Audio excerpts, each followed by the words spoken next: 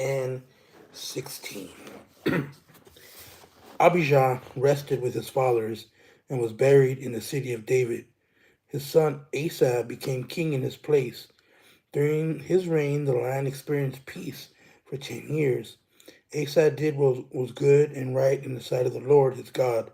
He removed the pagan altars in the high places. He shattered their sacred pillars and chopped down their Asherah poles. He told the people of Judah to seek the Lord God of their ancestors and to carry out the instruction and the commands. He also removed the high places and the shrines from all the cities of Judah, and the kingdom experienced peace under him. Because the land experienced peace, Asa built fortified cities in Judah. No one made war with him in those days, because the Lord gave him rest. So he said to the people of Judah, "Let's build these cities and surround them with walls and towers, with doors and bars. The land is still ours because we sought the Lord our God. We sought him and he gave us rest on every side." So they built and succeeded. Asa had an army of 300,000 from Judah, bearing large shields and spears, and 280,000 from Benjamin, bearing regular shields and drawing the bow. All these were valiant warriors. Then Zerah the Cushite came against them with an army of 1,000,000 men and 300 chariots. They came as far as Mareshah. So Asa marched out against him and lined up in battle formation in the Sephathah valley at Mareshah. Then Asa cried out to the Lord his God, "Lord, there is no one besides you to help the mighty and those without strength. Help us, Lord our God, for we depend on you. And in your name we have come against this large army. Lord, you are our God. Do not let a mere mortal hinder you." So the Lord routed the Cushites before Asa and before Judah, and the Cushites fled. Then Asa and the people who were with him pursued them as far as Gerar.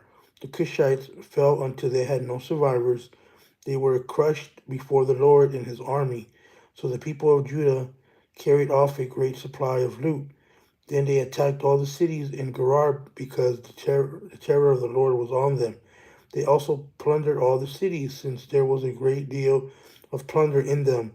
They also attacked the tents of the herdsmen and captured many sheep and camels, and they returned to Jerusalem. The Spirit of God came on Azariah, son of Oded. So he went out to meet Asa and said to him, "Asa and all Judah and Benjamin, hear me. The Lord is with you when you are with him. If you seek him, he will be found by you. But if you abandon him, he will abandon you." For many years Israel had been without the true God, without a teaching priest, and without instructions. But when they turned to the Lord God of Israel in distress and sought him, he was found by them.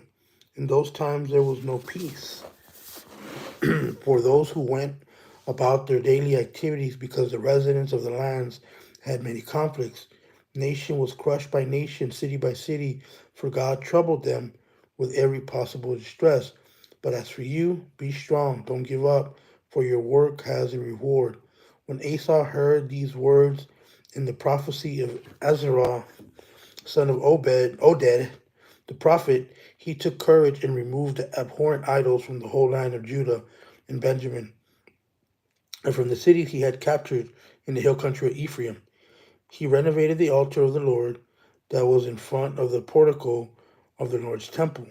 Then he gathered all Judah and Benjamin, as well as those from the tribe of Ephraim, Manasseh, and Simeon, who were residing among them, and they had defected to him from Israel in great numbers when they saw that the Lord his God was with him.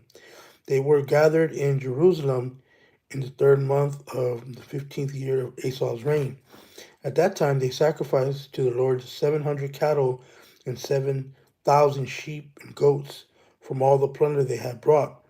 Then they entered into a covenant to seek the Lord God of their ancestors with all their heart and all their soul.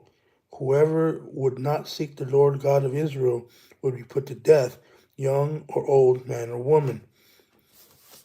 They took an oath to the Lord in a loud voice, with shouting, with trumpets, with ram horns. All Judah rejoiced over the oath, for they had sworn in it with all their mind. They had sought him with all their hearts, and he was found by them. So the Lord gave them rest on every side. King Asa also removed Maacah, his grandmother, from being queen mother because she had made an obscene image of Asherah. Asa chopped down the obscene image, then crushed it and burned it in the Kidron Valley. The high places were not taken away from Israel.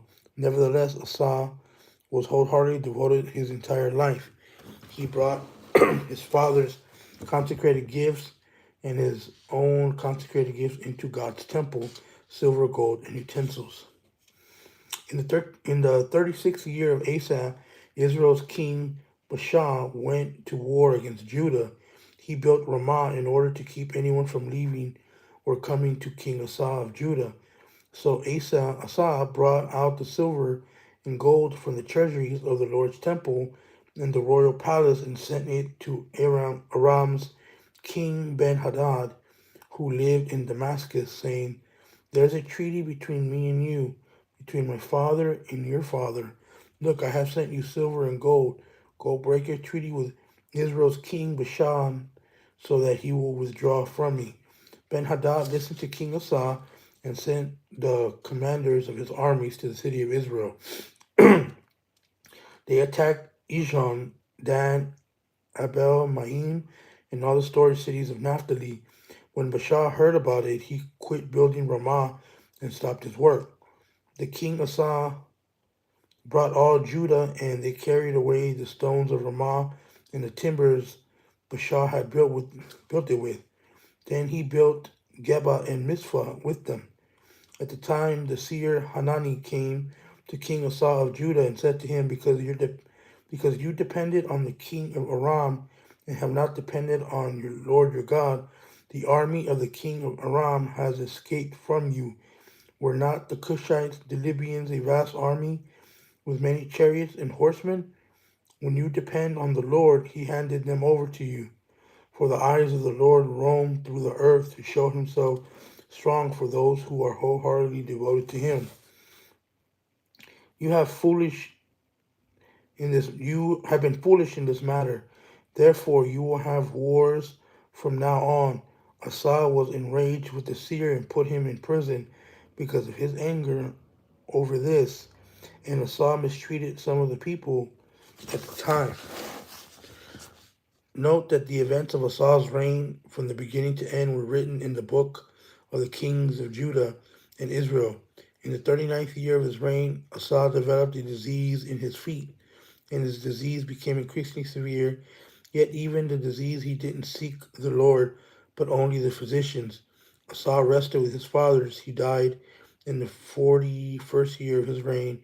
He was buried in his own tomb that he had made for himself in the city of David.